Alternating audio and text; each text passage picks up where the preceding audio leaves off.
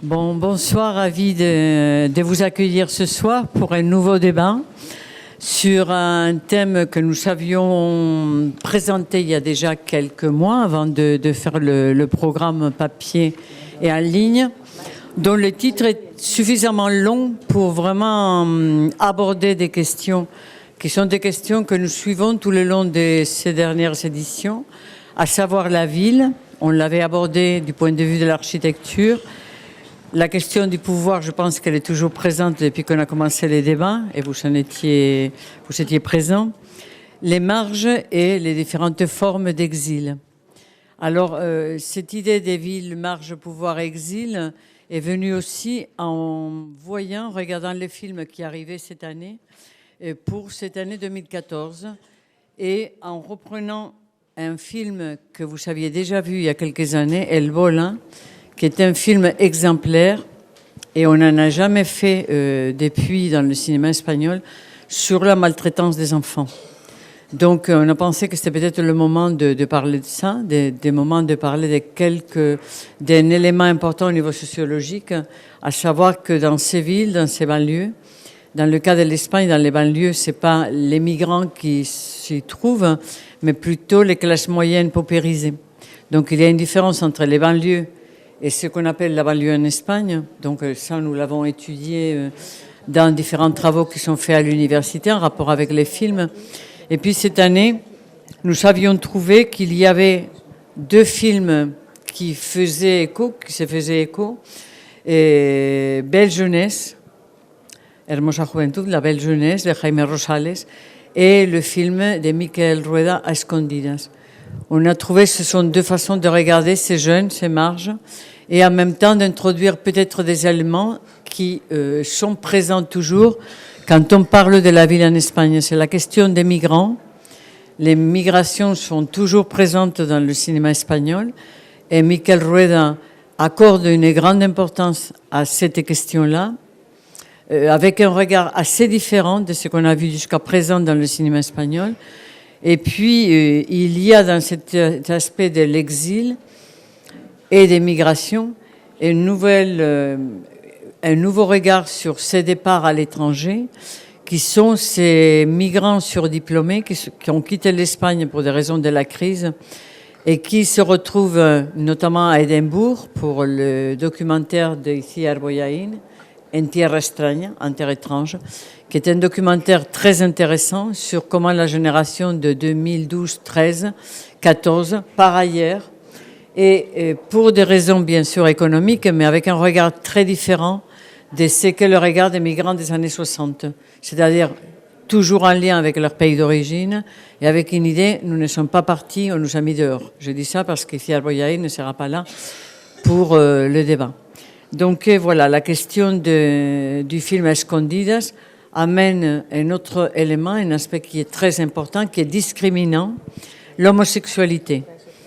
Et la façon dont Miquel aborde ces différents aspects de l'exclusion, des marges dans le groupe de jeunes, est un aspect qui nous paraissait aussi important, parce que c'est montré avec énormément de distance, de délicatesse, et que je crois que c'est un premier film, mais alors, avant de commencer le débat, il disait, c'est un petit film.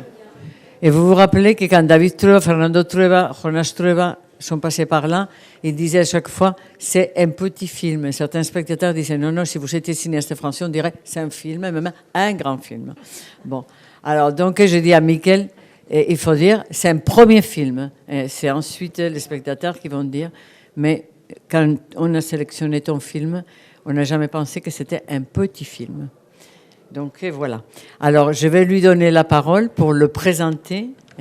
Et puis ensuite, bien sûr, vous avez la parole pendant tous les débats. Et nous avons le soutien de Victoria, qui est à la traduction.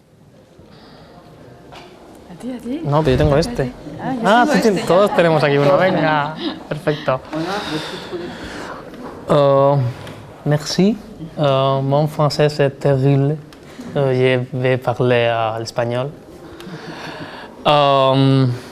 Bueno, primero, gracias por venir, gracias al festival por existir por acercar nuestro cine a tan lejos y a la vez tan cerca.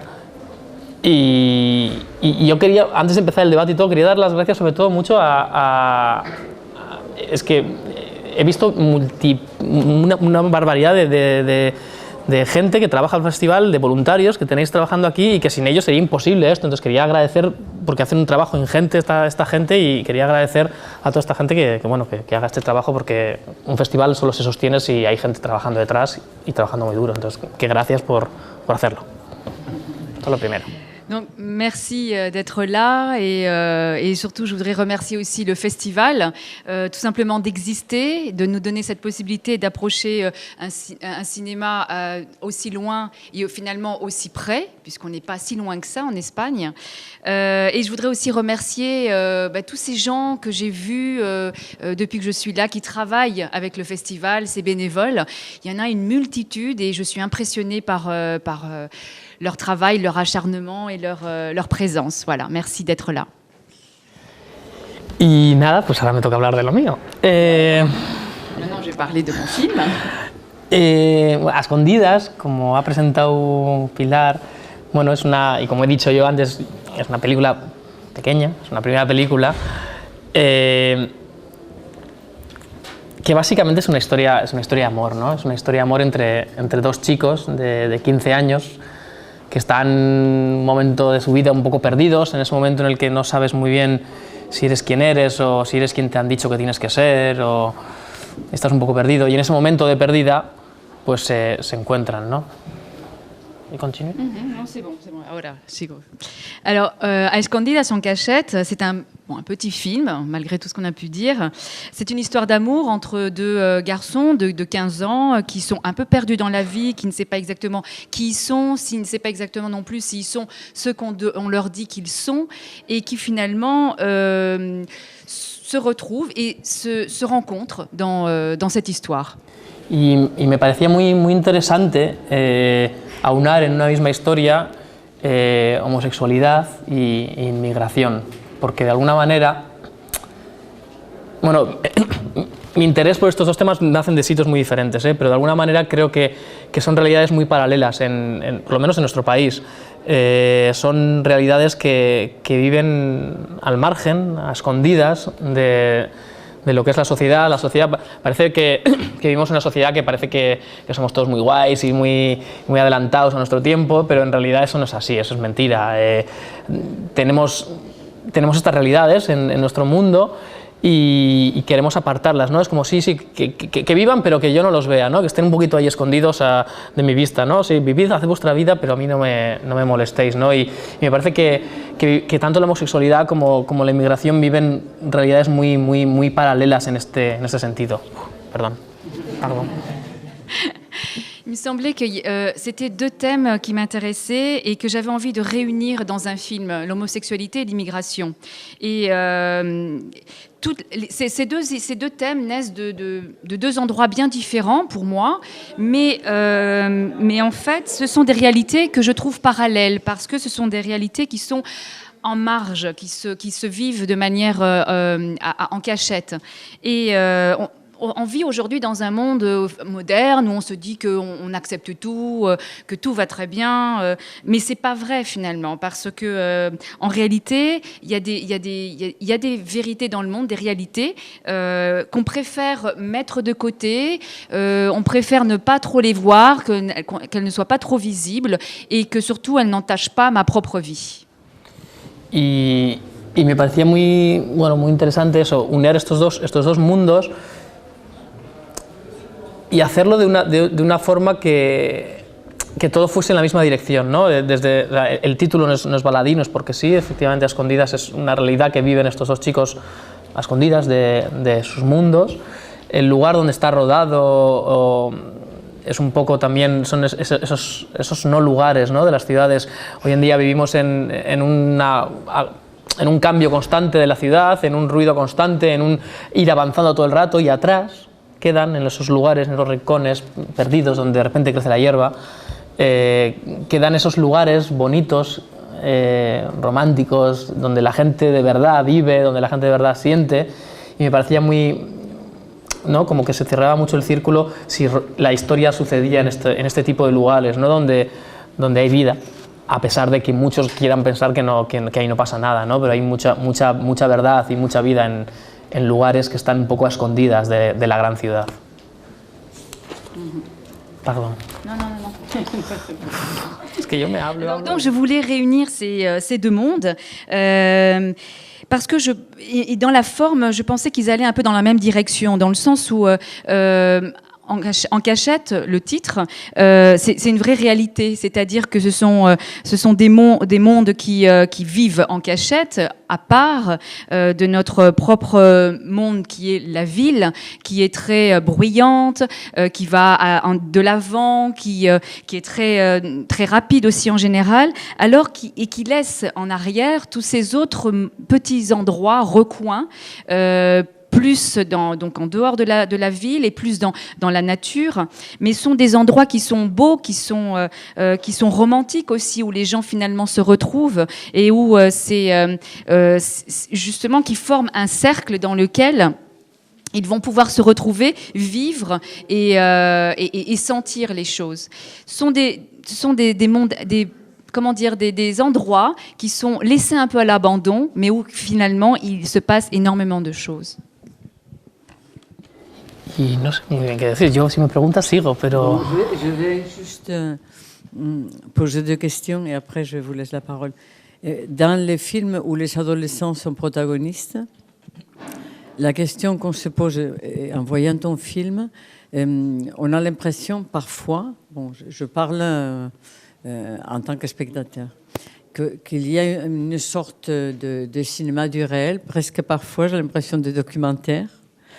Ce qui voudrait dire par là que j'imagine que pour toi, les dialogues des jeunes qui sont les protagonistes de ce film, est-ce qu'ils ont été écrits? Est-ce que tu les enregistres ou tu leur donnes des indications, etc. Donc c'est une question que je me suis posée parce qu'il y a d'autres réalisateurs comme Léon de Aranoa qui écrivent vraiment de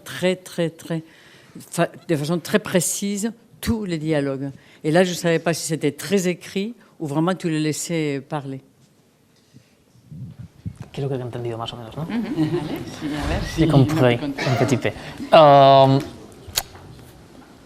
Yo tenía claro que una película como esta, donde el 90% del peso interpretativo radicaba en dos chavales que no habían hecho nada nunca, porque me la jugaba en encontrar a estos dos y al grupo que componen tanto los chavales, el grupo de uno y el grupo de otro, y que era necesario que todo esto estuviese empapado de verdad, de juventud, de algo fresco, algo que en general un actor profesional a esa edad no los tiene, porque en realidad a esas edades no hay actores profesionales, o sea, hay chavales y nadie se dedica con 15 años a ser actores, eso es una locura.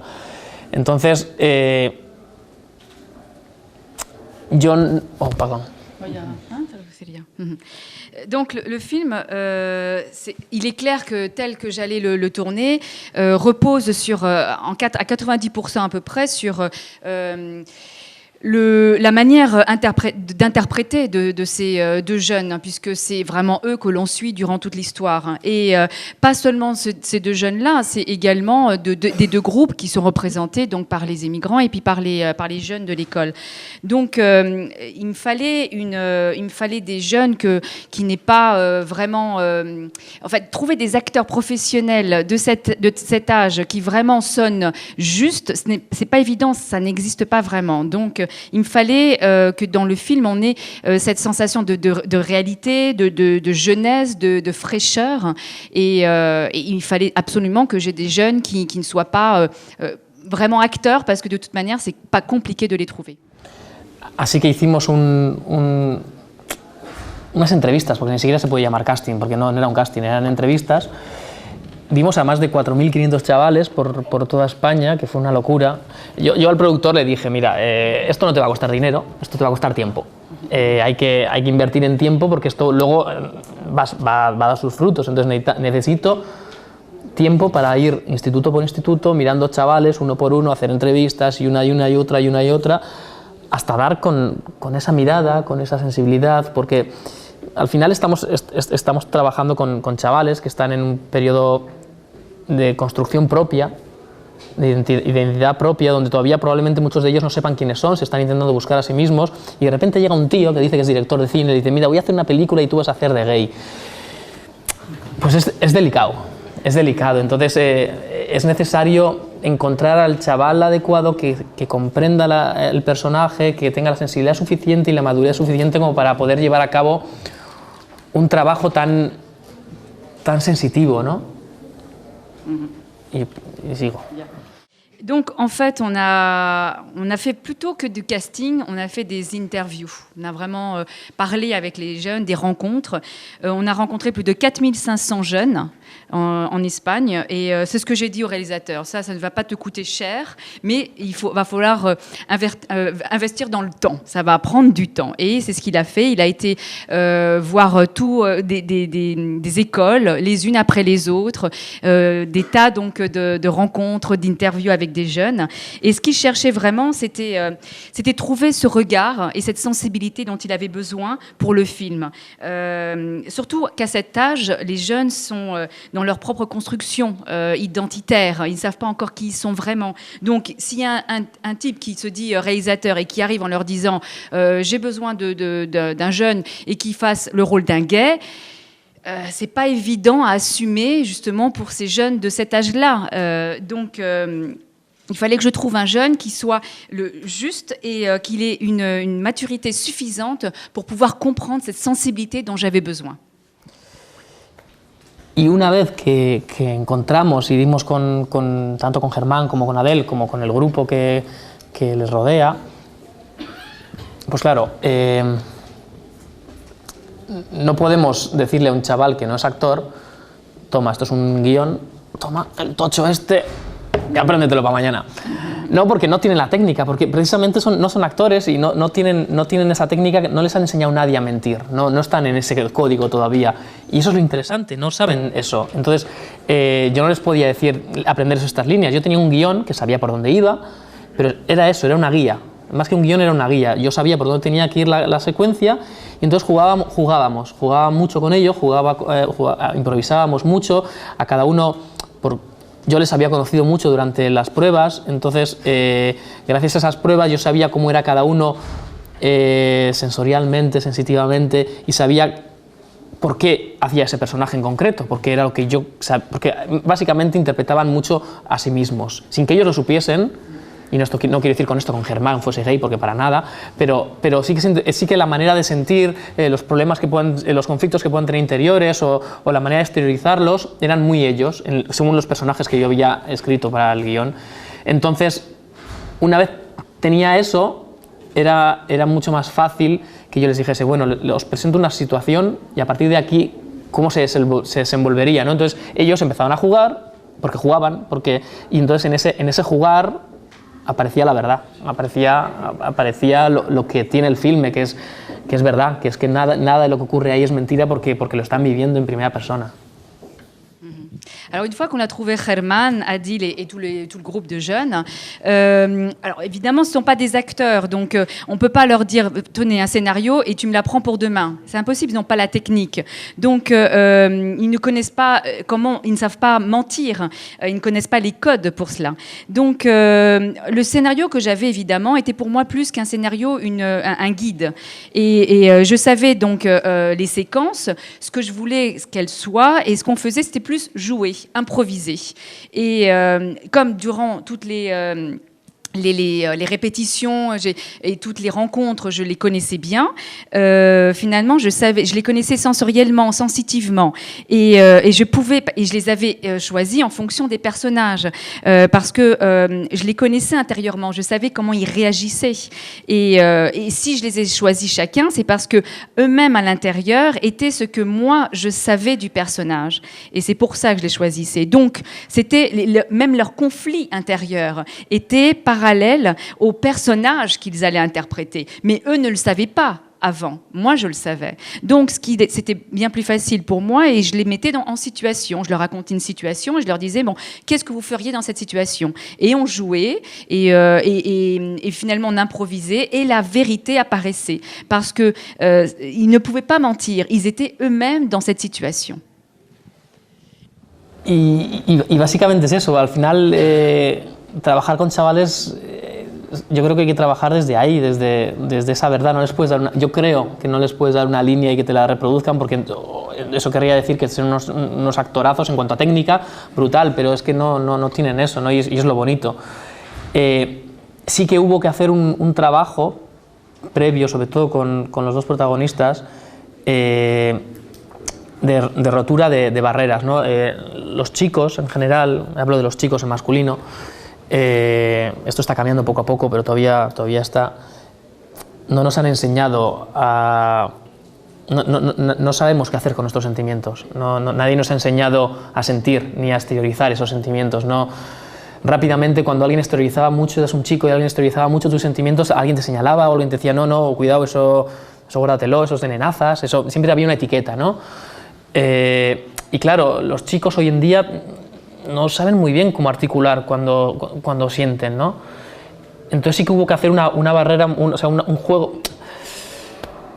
Hubo que crear un ambiente de confianza brutal para que ellos confiasen en mí y yo confiase en ellos, y de manera que ellos pudiesen romper esa barrera, ¿no? Y que pudiesen sentir y exteriorizar y ser autoconscientes y saber qué es lo que estaban sintiendo y reconocerlo sin tener el temor de que alguien les fuese a señalar, ¿no? Y para mí eso era básico. Si no conseguía romper esa barrera, no iba a funcionar. Entonces hicimos un trabajo previo en los ensayos durante un mes de generar un vínculo, ¿no? Y yo me desnudé.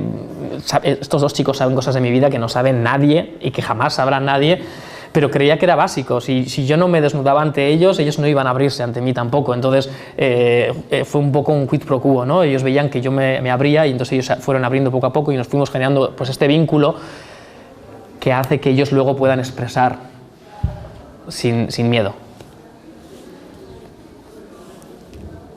Madre mía, lo que he dicho. Alors, le travail avec ces jeunes, pour moi, voilà, ça doit se faire à partir de cet endroit-là, à partir de la vérité. Et parce qu'on ne peut pas leur demander de suivre une ligne et de la reproduire, parce qu'ils n'ont pas cette technique. Et pour moi, c'est ce qui était beau aussi, justement. Donc, le travail de répétition, ce qu'on a fait aussi également, c'est de casser les barrières. Parce que aujourd'hui, bon, les jeunes... Et peut-être que ça change un petit peu, mais ça existe encore énormément. Les jeunes, et je parle des garçons justement, ils ne savent pas quoi faire de leurs sentiments en général.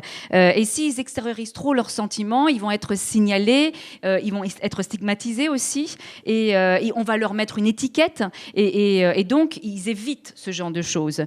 Et donc j'ai essayé de créer une ambiance de confiance, qu'ils aient confiance en moi et moi en eux, pour essayer de rompre ces barrières et de sentir, de pouvoir reconnaître ce qu'ils étaient en train de sentir pour pouvoir également le reproduire et sans crainte à être signalisés, à être étiquetés.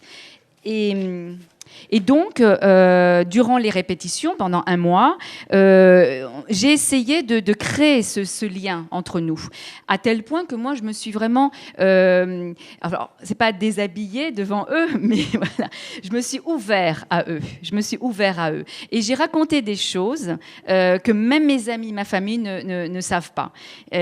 Voilà, pour vraiment créer ce lien entre nous, pour qu'ils puissent eux s'ouvrir de leur côté et surtout créer un lien pour pouvoir s'exprimer sans avoir peur.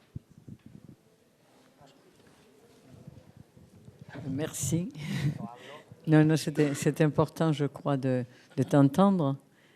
Je ne sais pas si Rochane a une question. On va donner la parole à la salle. J'ai 2 questions. Moi aussi, j'ai une pour la fin. Je suis sûre que vous allez avoir la même question. Donc voilà, vous avez la parole. Oui.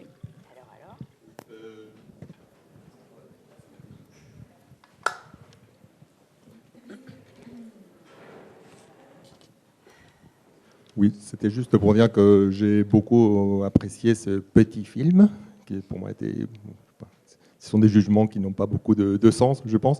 Mais j'avais une question par rapport au fait que ce que vous avez dit à la présentation, et vous l'avez redit ici tout à l'heure, à savoir que ces jeunes ne savent pas qui ils sont.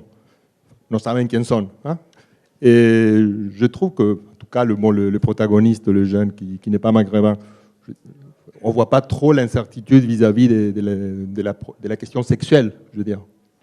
Moi, je le perçois comme quelqu'un enfin, tel qu'on le voit dans les films, ce n'est pas un problème c'est le problème du milieu, enfin, de tout cela, mais c'est pas le problème de son choix sexuel qui est clair, enfin, dès le début, me semble-t-il. Voilà, c'était un petit peu... c'est pas un désaccord, juste que je vois le film différemment que vous, mais ça, c'est intéressant, ça m'intéresse. Diferente de lo que tú has querido ver, pero es lo que él siente, que para él la cosa es más cierta. Primero, gracias por lo que has dicho al principio. Estoy de acuerdo, efectivamente no quería situar a los dos personajes, tanto a Rafa como a Ibrahim, en el mismo punto, porque lógicamente están en puntos diferentes. Y tenían que estar en puntos diferentes, lógicamente, para que dramáticamente el guión tuviese más fuerza, ¿no?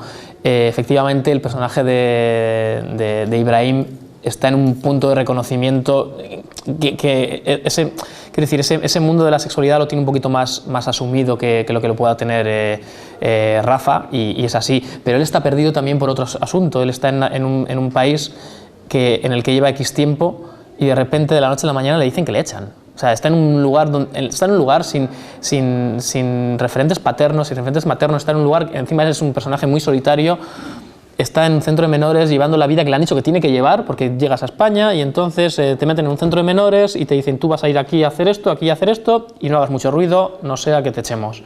Entonces está ahí y de repente a la noche a la mañana, porque a un juez o a un fiscal de turno se le pone en la punta, decide, oye, que tú te vas de este país ahora mismo y mañana te metemos en un avión y te mandamos a Tánger.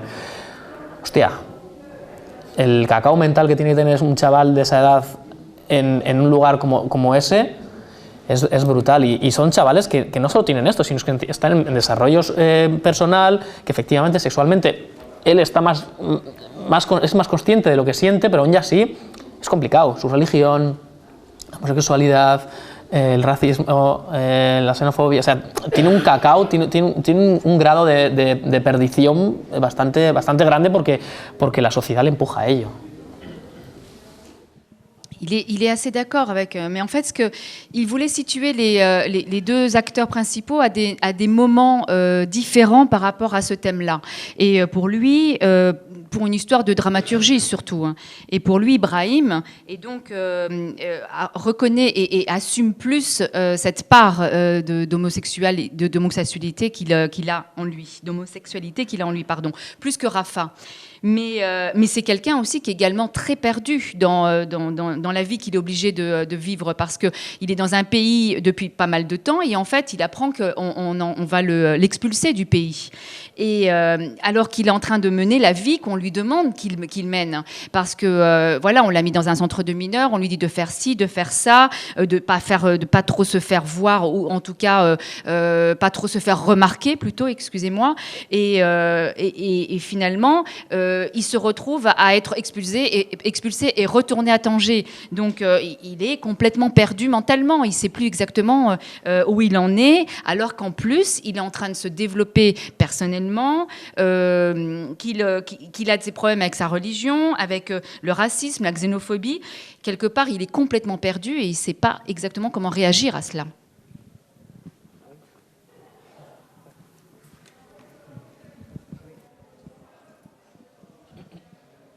Merci déjà pour votre film. Moi, j'étais très impressionné par le film. J'avais une question sur le montage. Dans la première partie, vous avez choisi un montage qui altérait la chronologie et puis sur un temps relativement long.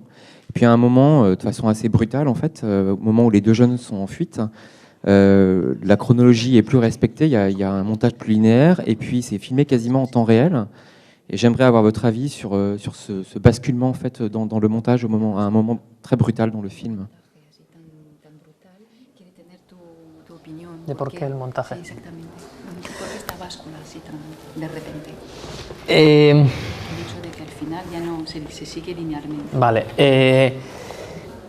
Como he dicho en la presentación, a escondidas pretende, bueno, es un viaje de dos chavales que están perdidos por diferentes motivos en la vida. Y yo creía necesario que para que el espectador, yo quería que el espectador hiciese ese viaje con ellos dos, quería empapar al espectador y quería que el espectador estuviese perdido también. Me parecía importante que el espectador se perdiese al igual que están los chavales perdidos. Los chavales están en un momento, uno porque le dicen que tiene que sentir de una manera y tiene que gustarle determinado tipo de chicas o chicos, el otro porque está en un país que le van a echar. Están los dos en un momento muy perdido y quería que el espectador hiciese ese viaje. Entonces, creía que la manera más efectiva de que el espectador se perdiese también era rompiendo la cronología del guión, haciendo un guión completamente no lineal, y que a medida que ellos dos fuesen entendiendo su sexualidad, que fuesen estando más a gusto el uno con el otro y se sintiesen a gusto, la historia, el puzzle, empezase a encajar poco a poco, y entonces el espectador empieza a comprender la historia y empieza a decir, yo estaba perdido aquí, pero esto es por esto y esto es por esto, que es un poco, se asemeja un poco a cómo son los sentimientos, ¿no? Nosotros cuando sentimos no reconocemos al momento los sentimientos, poco a poco los vamos analizando y los vamos interiorizando y vamos entendiendo por qué sentimos en su momento determinada cosa, ¿no? Entonces la idea era esa, que el espectador hiciese ese viaje de estar perdido a poco ir encontrándose, ¿no? Que es lo que he dicho un poco, ¿no? Al principio, que solo cuando estás perdido del todo es cuando eres capaz de encontrarte a ti mismo, ¿no? Y quería eso, quería romper la estructura, hacer que el espectador se perdiese y luego que poco a poco se fuese encontrando. Pardon. Est-ce que hablo? Donc, comme je disais à la présentation, ce film, c'est un voyage de jeunes qui sont perdus pour des motifs différents dans la vie. Mais je voulais que le spectateur, justement, soit complètement imprégné de ce voyage et de cette ambiance de ce fait d'être vraiment perdu. Et d'abord parce qu'il y a un garçon qui... on lui dit qui il doit aimer, donc les filles, et un autre parce qu'on va l'expulser du pays. Et je voulais que ça soit vraiment effectif, qu'on le ressente vraiment nous-mêmes, les spectateurs. Donc en cassant cette chronologie, ça me permettait de faire en sorte que petit à petit, au moment où eux comprennent leur sexualité, commencent à s'aimer, commencent à se comprendre aussi, et que là, on puisse les suivre de manière plus linéaire. Mais c'est un peu comme les sentiments. C'est-à-dire, on vit des choses, mais on n'arrive pas tout de suite les comprendre. Et petit à petit, avec le temps, on les analyse. Et c'est à ce moment-là qu'on comprend où on en est et pourquoi on fait telle chose. Et c'est ce sentiment-là que je voulais créer chez les spectateurs, donc en cassant cette chronologie et en petit à petit, en lui faisant comprendre que ce qu'il avait vu avant était peut-être ce qu'il était en train de ressentir maintenant. Et voilà, c'était ma manière à moi de les rapprocher au maximum de ce voyage qu'ils allaient vivre. Voilà. Et aussi, c'est toujours cette idée-là que plus on se perd et qu'il faut se perdre à fond pour pouvoir se trouver vraiment. Une question toute simple. Est-ce que le film est déjà sorti en Espagne et quel accueil il a eu s'il est sorti et est-ce qu'il sera distribué en France également? D'accord. La película se estrenó en octubre en Francia de la mano de... Bueno, estuvimos... ¿Francia? En Francia, en España, digo, perdón. Me déjà intégré. Primero estuvo en el Festival de Málaga, competición, ahí conseguimos distribuidora, que fue Vértigo, que es una distribuidora independiente muy potente y que para mí fue todo un honor, porque al final una película de estas características, si no va acompañado de alguien que ayude, es complicado que tenga visibilidad, y Vértigo pues, lleva nombres que yo tengo en la estantería de casa, ¿no? Tengo Gus Van Sant, Sofía Coppola, gente que sabe de esto. Y bueno, en octubre se estrenó la película, bueno, pues otoño es un mal mes porque se estrena todo en otoño, y es una película, como he dicho, pequeña, con pocos presupuestos para poder hacer existir la película. Entonces, bueno, la película duró 3 semanas en cartel más o menos, y bueno, es lo que es la vida que tiene la distribución en España, que bueno, esto es un tema para debate muy largo sobre dónde y cómo hay que distribuir las películas financiadas públicamente, pero bueno, esto es otro debate. Y en Francia tiene distribuidora, hemos vendido la película a una distribuidora francesa, lo que no sé todavía es la fecha de estreno. Donc le film est sorti en octobre en Espagne de l'année dernière et il a été aussi en compétition au Festival de Malaga, qui est le festival le plus important en Espagne de cinéma. Et là-bas, on a trouvé une distribution, Vertigo, qui est une distribution indépendante, mais qui a sorti de très bons films. Et donc pour nous, c'était avec le peu de budget qu'on avait pour se faire ce film, on savait très bien que ça allait être compliqué d'avoir une vraie visibilité sur le marché du film. Et en fait, là, on était rassurés. C'était un vrai honneur pour nous. Surtout que Vertigo a sorti des films de Gus Van Sant, de Sofia Coppola, que j'ai sur mes étagères. Donc, j'étais vraiment ravie. Et bon, le mois d'octobre n'est pas très, très bon pour le cinéma. Enfin, bon, apparemment. Et finalement, il est resté que 3 semaines environ à l'affiche. Mais bon, la vie d'un film distribué en Espagne, c'est compliqué. Et ça sera un autre débat d'en parler parce que on ne peut pas dire que ça soit la joie là-bas pour l'instant sur ce thème-là. Et en France, eh bien, il a trouvé une boîte de distribution, mais ils ne savent pas encore exactement quand il sortira. Peut-être qu'en tant que festival, on peut ajouter que si le film a une distribution en France, avec le 14A, on va accompagner la distribution comme à chaque fois. Donc quand le film sort en France, le cinéma 14A le met en programmation et le festival accompagne le film, aide à la promotion, nous organisons des séances, etc. Donc c'est notre travail après le festival. Misioneros laicos se llama. Merci. Moi, yo quería preguntarte, peut-être je le fais en español y puis après... bueno, dos preguntas. Una muy breve, que casi es una pregunta homenaje a Alex Angulo, ¿no? Es decir, creo que no podemos dejar pasar la ocasión en esta 25ª edición del festival de hablar de un actor que nos ha dejado, un actor inmenso como Alex Angulo, con el que tú has trabajado, ¿verdad? Quería que nos contaras un poco cómo fue. Y en segundo lugar, bueno, tu película habla efectivamente de, digamos, fenómenos migratorios y homosexualidad. De homosexualidad se ha hablado mucho. A mí me interesa también mucho lo de los fenómenos migratorios y el cine, y tengo la sensación de que el cine español ha acompañado a la sociedad española en todo el proceso, ¿no? Es decir, en los años 70 se habló de la emigración española a Francia, Alemania, etcétera, españolas en París, que forma parte de la programación, o Vente a Alemania, Pepe, etcétera. En los años 80 y 90 se habló mucho de los inmigrantes en España, Las cartas de Alú, Buana, etcétera, películas que han pasado por el festival. El año pasado presentamos aquí una película de un inmigrante que tiene que abandonar España ya porque no hay trabajo en España, El Rayo. Y este año pueden ustedes ver todavía una película, un documental de Itziar Bollaín, En tierra extraña, que habla de los españoles que tienen que abandonar España porque ya no hay trabajo en España y se marchan, por ejemplo, a Escocia, ¿no? Me gustaría saber si al plantearte la película tuviste algunas referencias respecto al tratamiento de los fenómenos migratorios en el cine español también, ¿no? Como... Mais je préfère que tu fasses la traduction parce que tu le fais tellement bien que... Ah oui, c'est cela. Donc d'abord, 2 questions. Claro, completamente. Alors, deux questions. D'abord, en hommage à Alex Angulo, qui a travaillé dans ce film, qui est un immense acteur espagnol qui malheureusement est mort. Et donc, comment ça a été le travail avec lui, s'il pouvait nous raconter un petit peu. Et le deuxième, eh bien, c'est au sujet du phénomène surtout de l'immigration qui le cinéma espagnol a vraiment accompagné ces phénomènes d'émigration depuis longtemps, notamment dans les années 60, avec les Espagnols qui sont partis donc en France, en Allemagne, avec le film Españolas en París qu'on peut voir justement dans la programmation cette année. Également ensuite l'immigration africaine aussi, qui avec Cartas de Alú, les lettres d'Alou, qui également parlaient de cela.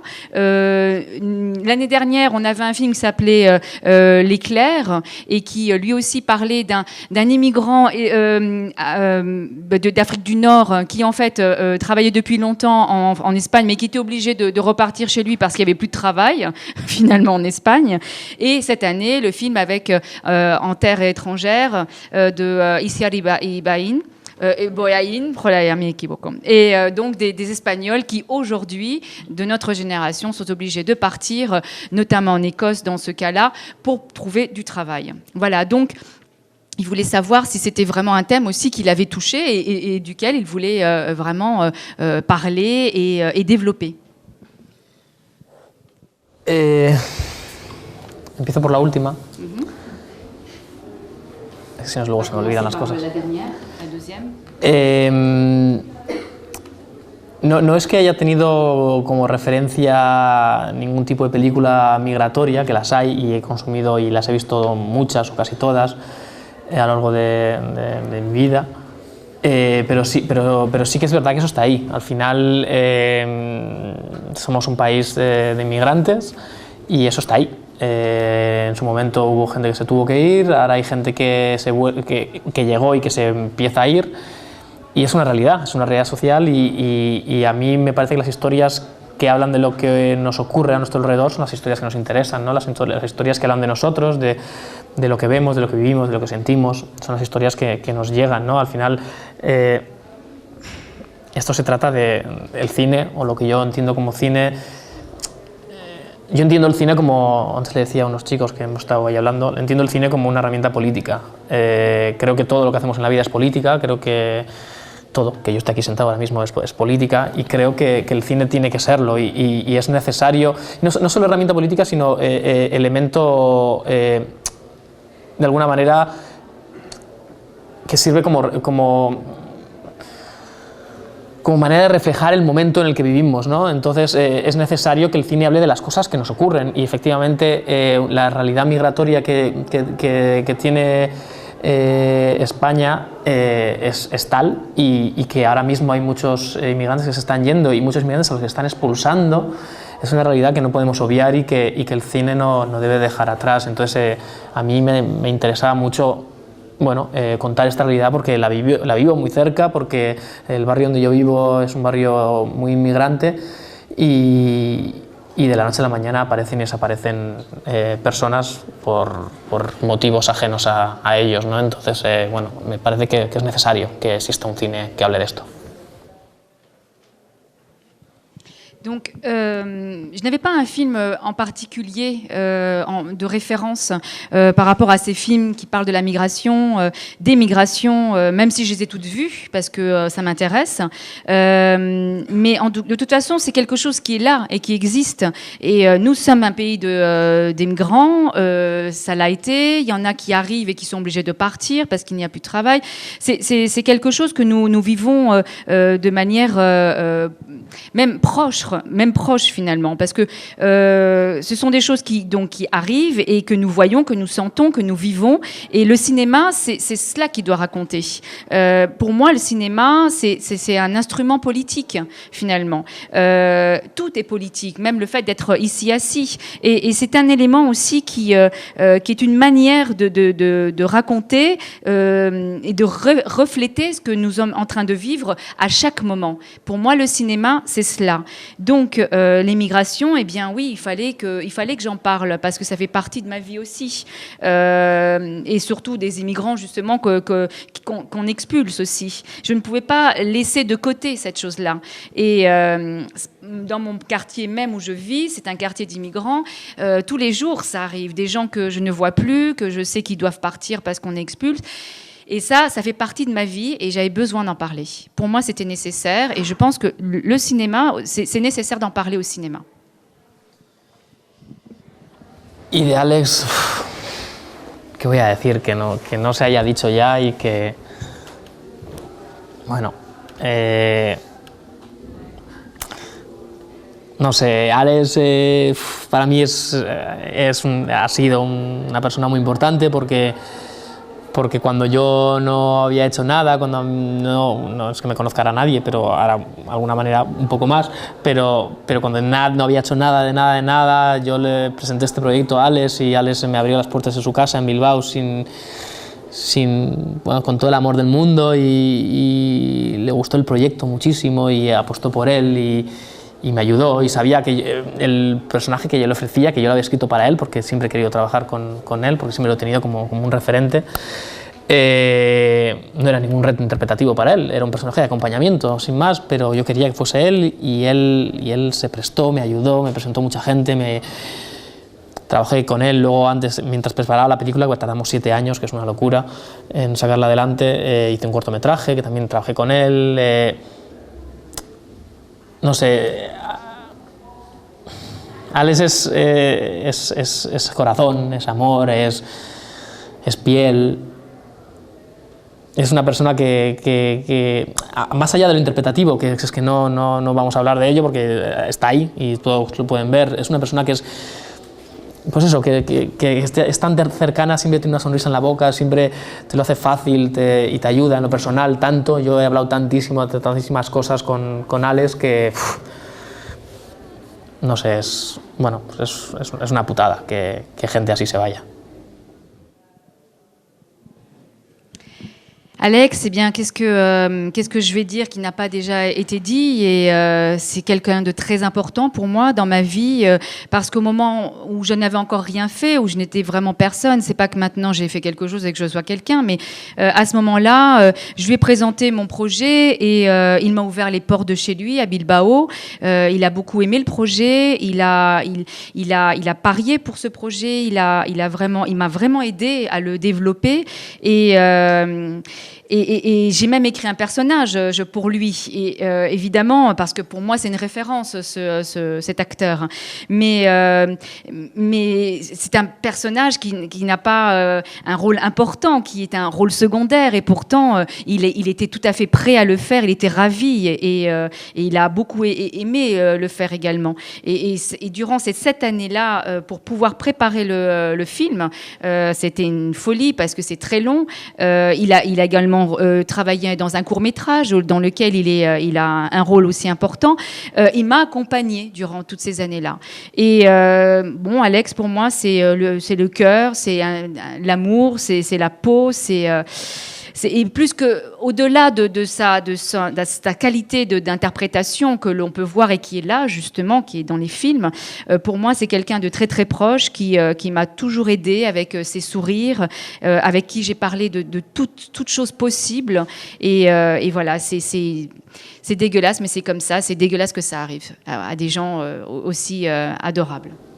Y ahora, mientras hablabas, me acordaba de cosas, de Alex, que para mí también fue muy importante que estuviese, claro, teníamos un equipo actoral que eran todos chavales, que no habían hecho nunca nada, jamás, y de repente tenían delante suyo a Alex y a Anna Wagner, 2 monstruos interpretativos, que estaban ahí y que en todo momento estaban ahí para ayudarles, para acompañarles, para darles consejos. Yo me acuerdo, ya no solo interpretando, en Málaga, cuando fuimos a Málaga, Alex, le conocerás mucho, no es una persona que le guste mucho el foco, o sea, él siempre era una persona que rehuía el foco, y me dijo, no, yo voy a Málaga porque creo que es importante estar en Málaga con los chavales. Claro, Málaga era una locura. Málaga es un sitio, para los que no conozcáis, es un sitio donde hay fans a lo loco en la puerta del hotel, que duermen para ver a las estrellas del cine y de la tele y se lanzan. Entonces, claro, Adel, el chaval marroquí, acababa de salir en una serie de televisión, en El Príncipe, había visto la peli, entonces de repente les perseguían por todas partes, y yo necesitaba muy mucho que esos chicos hiciesen tierra. El cine es una cosa muy bonita, muy bella, y lo que les estaba pasando era muy bonito, pero necesitaba que entendiesen que esto era pasajero y que su vida puede que vaya por ahí o puede que no. Entonces Alex hizo mucho, me ayudó mucho en de hacerles entender que esto es una profesión, que eso está ahí, que está bien que exista, pero que hay que hacer tierra, ¿no? Y Alex me ayudó muchísimo en esto y lo agradezco, porque es normal que a esas edades de repente el chaval pues se pierda, ¿no? Entonces tener a alguien como Alex ahí ayudando, y no sé, es un honor, una gozada. Et bon, pendant que je traduisais, il s'est rappelé de certaines choses avec Alex, et notamment le moment du tournage aussi, parce que toute l'équipe, c'était des jeunes qui n'avaient absolument aucune idée de ce que c'était que de jouer. Donc, et ils se retrouvaient face à des monstres comme Alex, comme Anna aussi, Anna Bardner, l'autre actrice qu'il y a dans le film connu, et qui au contraire eux, ils étaient impressionnés, mais qui eux les ont aidés, les ont conseillés, et à tout moment, pas seulement au niveau interprétatif, mais également à Malaga, le festival Alex est quelqu'un qui n'aime pas être sous les feux de la rampe, mais il voulait y aller quand même, parce qu'il voulait accompagner ces jeunes-là à Malaga. Et Malaga, c'est la folie, c'est un festival où il y a énormément de fans qui sont fous parce qu'ils vont dormir devant les portes d'hôtels. Enfin, c'est vraiment la folie là-bas. Et Adil, qui est donc l'acteur jeune marocain, lui venait de faire une série à la télé et donc était connu. Et vraiment, il a été poursuivi durant tout le festival. Et moi, ce que je voulais à tout prix, c'est que ces jeunes qui évidemment étaient dans un moment de gloire comme ça, comprennent bien qu'il fallait qu'ils marchent sur la terre, qu'ils ne montent pas trop dans les airs et qu'ils ne croient pas que le cinéma, c'est que ça. Alors, et qu'ils comprennent bien que le cinéma, c'est une profession. Ils peuvent aller vers ce chemin-là, mais ils peuvent également se perdre ou faire autre chose, ou aller vers d'autres lieux. Donc Alex m'a beaucoup aidé à cela, m'a aidé à les raisonner, à leur faire comprendre que ça pouvait être que passager, qu'il fallait en profiter à ce moment-là, mais ne pas perdre les pieds. Voilà. Bon, vous savez à nouveau la parole. Moi, je voudrais savoir comment les trois jeunes parlent du film, en fait, les trois acteurs principaux. Comment est-ce qu'ils parlent de cette expérience et des personnages?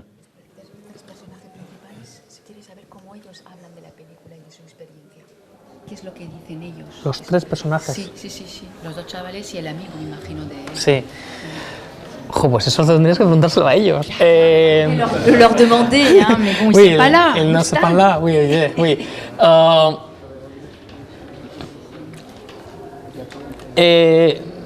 Lo que he hablado con ellos cuando vieron la película, porque yo no les enseñé la película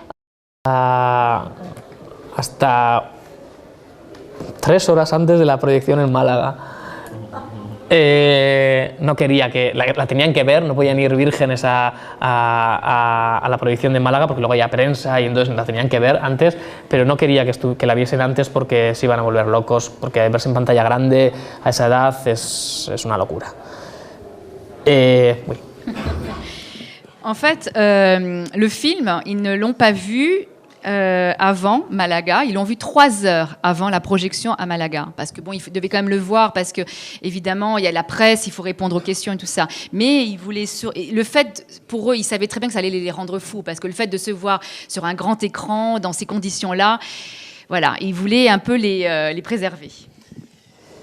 Y una vez la vieron, pues se emocionaron mucho. Al final estos 3 en general, con Joseba también, son como mis hermanos pequeños. Entonces son como, vamos, no paran de escribirme al WhatsApp todo el rato. Me cuentan de todo. Entonces hemos creado un vínculo muy potente en el que nos confiamos mucho los unos en los otros. Y yo sé que ellos saben que me van a tener ahí siempre y que siempre voy a estar para lo que necesiten. Y entonces fue tal la confianza que tenían en mí que cuando lo vieron sabían decir, no, si es que esto es lo que nos contaste que iba a ser la película, no hay mentira, o sea, esto es lo que iba a ser y esto es lo que ha sido. Y están muy satisfechos con el trabajo que han hecho por haber sido capaz, porque ellos no sabían que iban a ser capaces de hacer todo este arco, ¿no? Al final es un viaje muy grande durante todo un verano, interpretando haciendo algo que nunca han hecho en la vida y que de repente se ven en grande y flipan, ¿no? Verse en grande a sí mismo, interpretando, expresando sentimientos, a esa edad, yo me imagino a mí mismo con 15 años en pantalla grande y me daría la vida, pues no sé, estaría flipando. Entonces, bueno, pues la experiencia les gustó, están muy, muy contentos y solo quieren repetir, es normal. Pero yo también tengo que hacer un poco también lo mismo de antes, ¿no? De hacer ver que esto es lento, que es un trabajo de constancia y que de repente no van a hacer películas de protagonista todos los días. Esto lleva tiempo. Bon, quand ils ont vu le film, ils étaient très, très émus et faut savoir que pour moi, c'est comme mes petits frères finalement, parce qu'ils n'arrêtent pas de m'envoyer des messages sur WhatsApp, ils me racontent tout ce qui leur arrive. Il y a une telle confiance qui s'est installée entre nous qu'ils savent très bien que je serai toujours là pour eux. Et donc, quand ils ont vu le film, en fait, ils se sont dit que c'est exactement ce qu'ils pensaient voir, c'est-à-dire ce qu'il leur avait raconté, ce qu'il leur avait raconté. Ils étaient donc très, très contents, très satisfaits de leur travail et surtout de voir qu'ils ont été capables de faire tout ce voyage durant tout un été, parce que c'était pas simple pour eux qui n'avaient aucune expérience d'interprétation. Et évidemment, ils étaient mais complètement dingues de se voir là sur le grand écran et de voir qu'ils étaient capables de montrer des sentiments de cette manière-là, quoi. Mais moi, j'essayais toujours un petit peu de les calmer, de leur dire que bon, voilà, il faut pas prendre ça juste parce que, évidemment, ils sont tellement contents qu'ils veulent recommencer. Mais il faut bien qu'ils comprennent que ce travail, c'est lent, il faut de la constance, que c'est pas tous les jours qu'ils vont faire des films en ayant les rôles principaux. Donc voilà, j'essaie de les rassurer à ce niveau-là. Y ahora que dices esto, me acuerdo también de que me parecía muy, muy interesante la reacción que tuvieron los padres. Porque claro, la madre de Germán, pobre, al principio no confiaba nada en mí, pero nada es nada. Y quería cambiarme el guión, quería hacer... Bueno, era una locura, era una locura. Y yo lo entiendo porque bueno, pues es normal, estás trabajando con su hijo, y claro, tiene que ser difícil de repente delegar tanta responsabilidad, ¿no?, en alguien que no conoces, en un momento complicado para un chaval como es la adolescencia. Entonces la madre la tenía todo el rato aquí y yo explicándole. Y me acuerdo que en Málaga, porque ellos tampoco habían visto la película, lógicamente, en Málaga, después de la proyección, la madre se me acercó, me dio un beso muy, muy grande y me dijo que gracias y que perdón por no haber confiado igual en todo el proceso en mí, pero que muchas gracias. Y me dejó ella no es muy de hablar, me dejó una carta luego en la recepción muy, muy bonita. Y el padre, que es un santo... Déjame comentar de la madre, ¿no? Je vais quand même réduire au moins pour la mère, parce que déjà, après, il passe au père. Alors, donc la relation aux parents a été... quelque chose d'assez compliqué tout de même, et surtout la mère de Germán, justement, qui n'avait absolument pas confiance en moi, qui voulait me changer même le scénario. Alors, je la comprends, parce que c'est vrai que c'est son fils, Voilà, donc il est difficile de déléguer une certaine responsabilité à quelqu'un qui allait vraiment vivre avec lui et lui faire vivre des choses. Donc à Malaga, la mère n'avait pas vu le film non plus, et quand elle l'a vu, elle s'est approchée de moi et elle m'a embrassée très fort et elle m'a demandé pardon de tout ce qu'elle avait pu lui faire subir durant le tournage. Et elle m'a même laissé une carte à la réception, une lettre à la réception très très belle. Y el père, maintenant. El père. Un santo. Un santo, es un santo, este hombre es un santo. No, fue muy bonito algo que pasó cuando habíamos acabado la película, en la fiesta de rodaje. Los chicos estaban por un lado, se me acercó el padre en un reservado. Y para mí fue un momento muy, muy, muy bonito, porque de repente el padre me dijo: Mikel, sé que Germán te cuenta a ti cosas que a mí jamás me va a contar, y me parece muy importante que tenga a alguien, un referente, que está más o menos más cerca de su generación de lo que estoy yo, pues, lógicamente, y me alegro que te tenga a ti para todo lo que necesite, porque sé que a mí cosas no me va a contar nunca. Y no sé, para mí fue como, ¡guau! O sea, de repente que un padre haga eso, está como, ¿no?, como diciendo: tómate, mi hijo ¿no? Para mí fue, no sé, algo como muy bonito y muy, no sé, que de repente un padre se dé cuenta de algo así, que algo así puede pasar, que de repente el hijo se te va, pero que puede haber otra persona que le ayude en el camino. Me pareció súper bonito, no sé. Et avec le père, en fait, il m'est arrivé quelque chose de très très beau parce que à la fête du tournage, à la fin du film, il s'est approché de moi, c'est le père de Germán donc, et il a dit: je sais que Germán te raconte des choses qu'il ne me racontera jamais à moi. Et en fait, je suis très heureux, vraiment, que ça soit avec toi qu'il le fasse. Parce que tu es plus près de sa génération que moi, certes, mais justement, je suis content que ça soit toi qui l'ait choisi pour ce genre de choses. Et c'est un peu comme un père qui vous dit: je sais qu'à un moment donné, il va s'éloigner de moi, mais je sais que toi, tu vas pouvoir l'accompagner dans ce chemin où moi, je serai plus aussi présent peut-être parce qu'il y a une différence générationnelle. Et j'étais très, très émue de savoir que son père avait autant de confiance en moi et qui me donnait cette confiance-là. Voilà.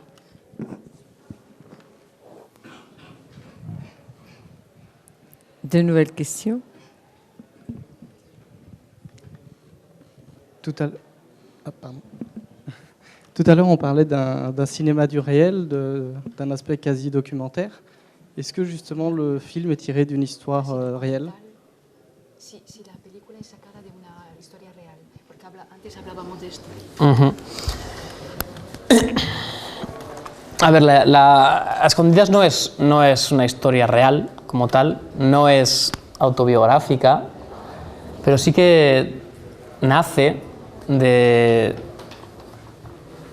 muchos momentos míos, de muchos sentimientos, de muchos lugares en los que yo he estado perdido en mi vida, en los que yo no he sabido quién era o intentaba ser quien no era o intentaba ser quien los demás querían que yo fuese.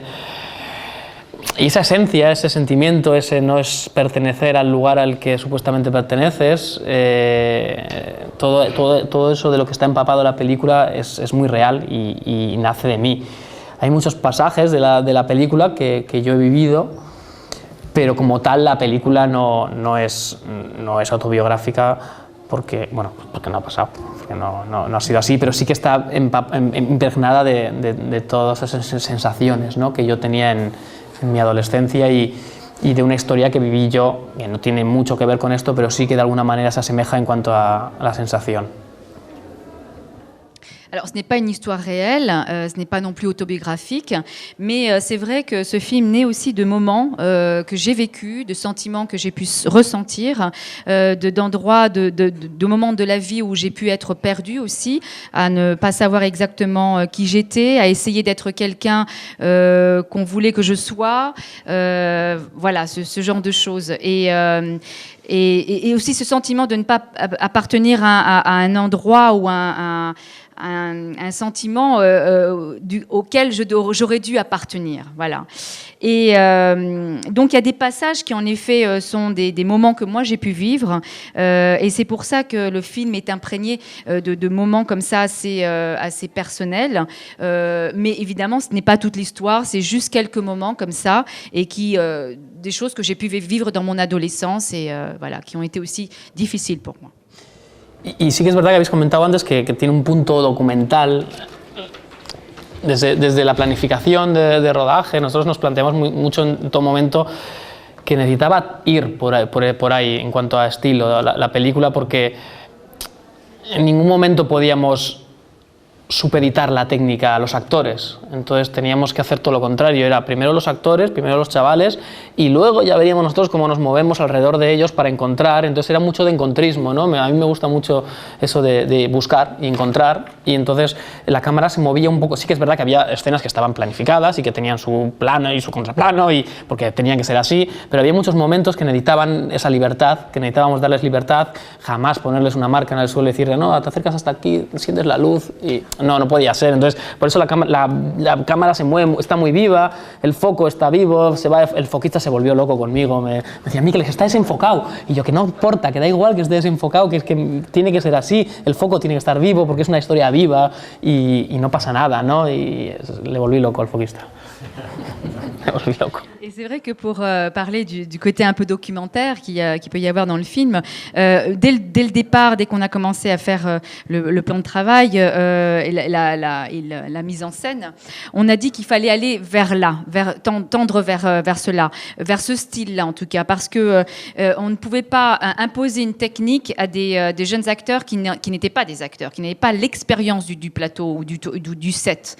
Donc, au contraire, ce qu'on faisait, c'est les laisser interpréter et nous, autour, avec la caméra, essayer de prendre, de trouver notre place. C'est toujours ce que j'aime, moi, c'est se perdre et pour ensuite se retrouver. Et donc, certes, il y avait des séquences qui étaient planifiées avec leur chant, contre-chant, mais d'autres qui n'étaient pas. Et c'est vrai que la caméra, donc il n'y a pas de marque au sol, la lumière, on s'arrangeait. La caméra était vive aussi, vif. Et la mise au point, c'est un peu pareil. C'est-à-dire que le technicien qui s'occupe de la mise au point est un peu fou, était devenu fou à cause de moi, parce qu'il disait mais on peut pas là, ils sont pas nets, ils sont flous. Et il lui disait mais c'est pas grave, moi je veux que la mise au point ça soit vif aussi, qu'on les perde, qu'on soit pas toujours net avec eux, parce que nous non plus on sait pas exactement ce qui se passe et on les suit. Voilà, et ça c'est comme ça que ça s'est passé.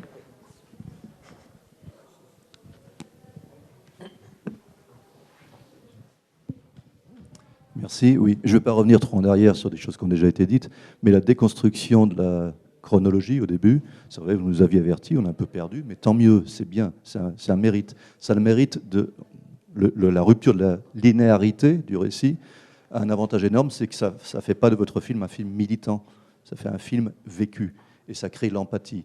Et c'est un film plein de délicatesse, et c'est ça qui fait son efficacité aussi. On n'est pas dans l'adhésion à des idées sur la question, sur les deux questions abordées, on est dans l'empathie, parce qu'on est dans l'empathie de personnes qui se découvrent, et nous on les découvre en même temps. Et ça c'est très réussi, je trouve. Donc c'est bien de perdre le spectateur, c'est même pas la peine de le prévenir. Voilà, merci encore. Merci. Et pour Alex Angulo, moi aussi j'étais touché par la dédicace que vous faites à la fin. Je ne vais pas verser dans l'anecdote, malheureusement elle est tragique. Il allait un dimanche après-midi sur le lieu d'un tournage pour un film dont on connaît le réalisateur, qui s'appelle Gaël Oresti, en Aragon, et il est mort tout seul dans sa voiture sur l'autoroute. C'est vraiment un désastre, quoi. Oui. Merci. Il y a une question là-bas.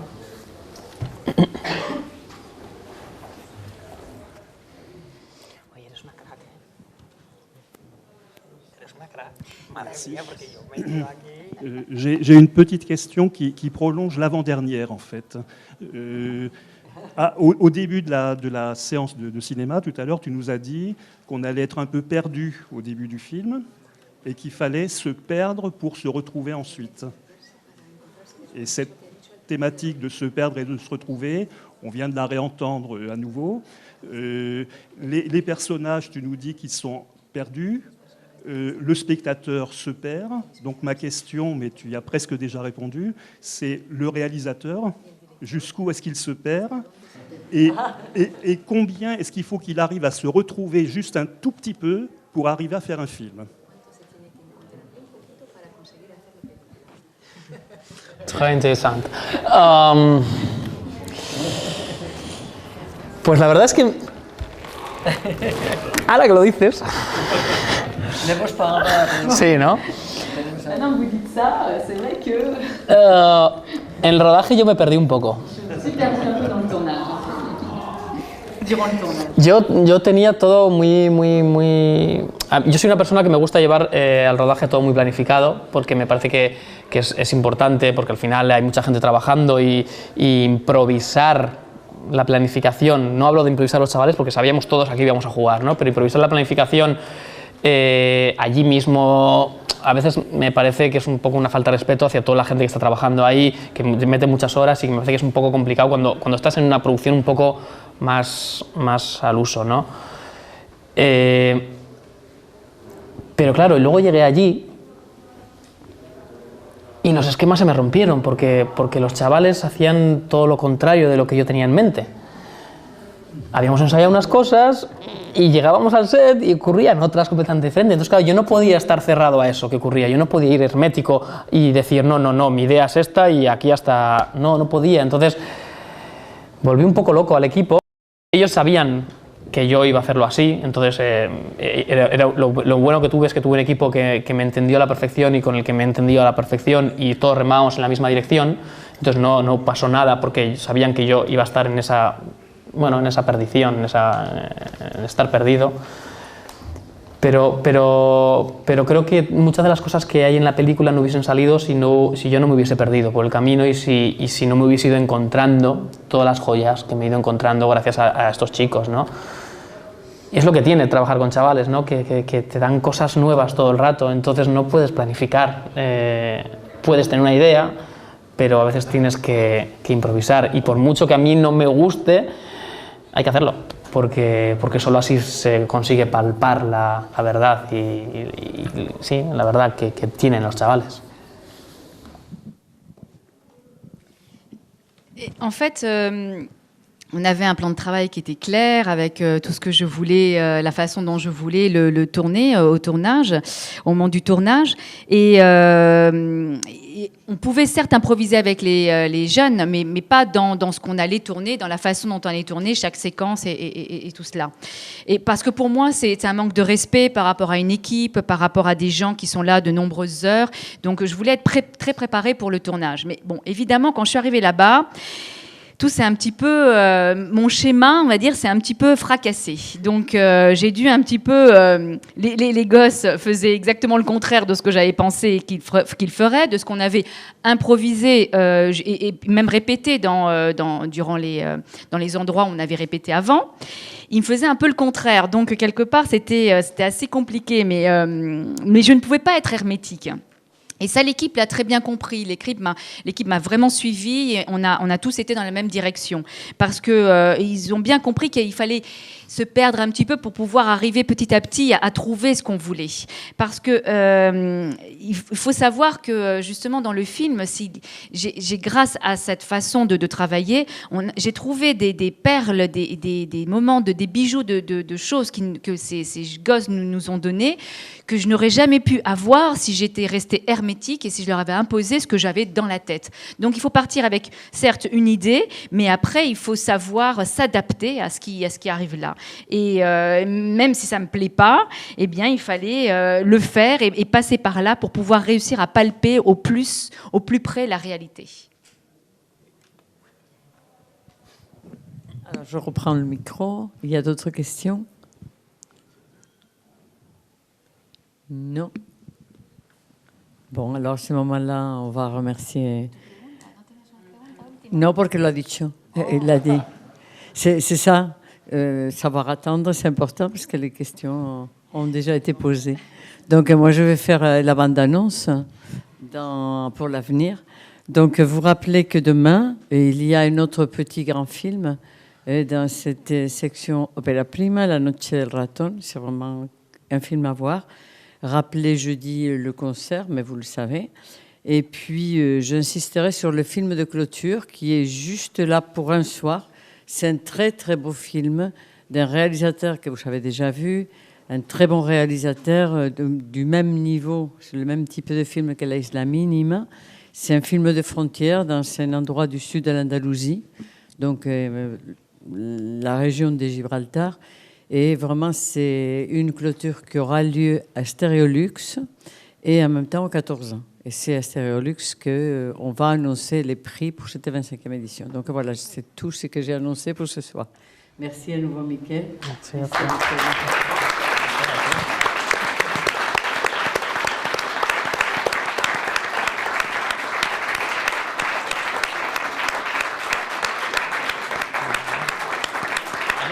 Tela lo tuyo, ¿eh? Vaya tela ella, madre mía ella.